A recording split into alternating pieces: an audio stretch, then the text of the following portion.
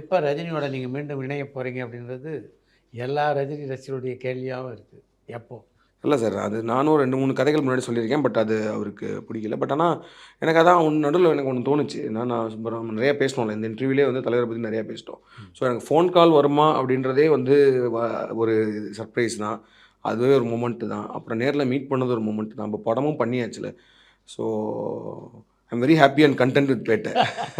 So I don't want to become so greedy. படம் பண்ணிகிட்டே இருக்கணுன்றது கிடையாது. அந்த மொமெண்ட்டை என்ஜாய் பண்ணிவிட்டு, ஏன்னா நடுவில் நான் நிறையா வாட்டி ஆக்சுவலி 2, 3 கதைகள் சொல்லியிருக்கேன். இந்த மாதிரி சொல்லுவேன். அப்புறமேட்டு வந்து அவருக்கு மெசேஜ்லாம் பண்ணுவேன், பேசுவேன். எப்போ எப்போ பண்ணாலும் பேசுவார், பண்ணிட்டே இருப்பார்.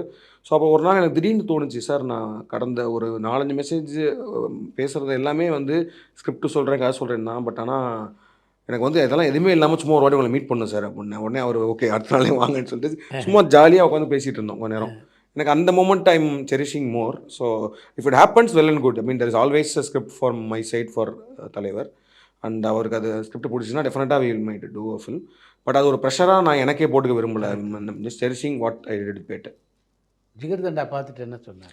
ஜிகர்தண்டா பார்த்துட்டு அவருக்கு ரொம்ப பிடிச்சிருச்சு ஆக்சுவலி படம் வந்து. ஏன்னா அவர் எல்லா படங்களையுமே எனக்கு பீட்சாலேருந்து ஈவன் நம்ம சொன்ன மாதிரி மெர்க்குரியெலாம் வந்து பார்த்துட்டு அவர் ஃபோன் பண்ணி எங்களை வர வச்சு பேசி அந்த மாதிரிலாம்.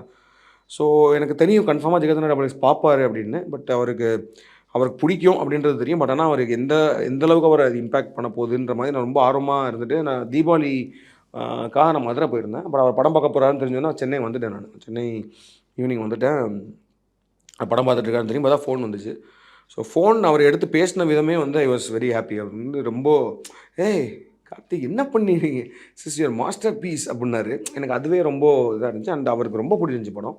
அப்புறம் அடுத்த நாள் காலையில் கூப்பிட்டு ஒரு மணி நேரம் படத்தை பற்றி பேசினார். ஸோ ஒரு ஹார்ட்ஃபெல்ட்டாக பாராட்டினார். எனக்கு அந்த பாராட்டு வந்து ரொம்ப ரொம்ப மறக்க முடியாத ஒரு பாராட்டு.